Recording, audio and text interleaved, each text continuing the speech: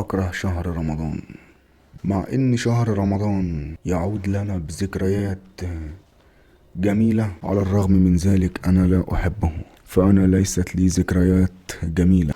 وإذا كانت ذكرياتي مع الأشخاص الذي فقدتهم سأراهم يوم القيامة، وإذا لم أراهم يوم القيامة وأسلكت طريق آخر فيكفيني أنني أراهم كل ليلة، يكفيني أن أراهم الآن. شهر رمضان الآن أصبح مليء بالمسلسلات والدعاية والفتن.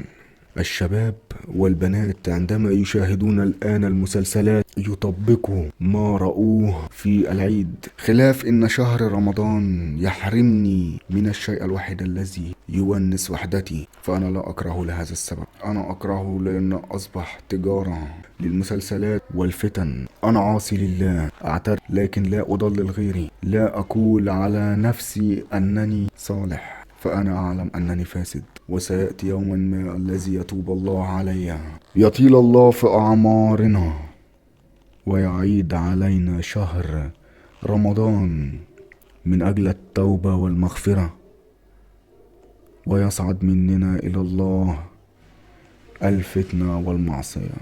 مين معي؟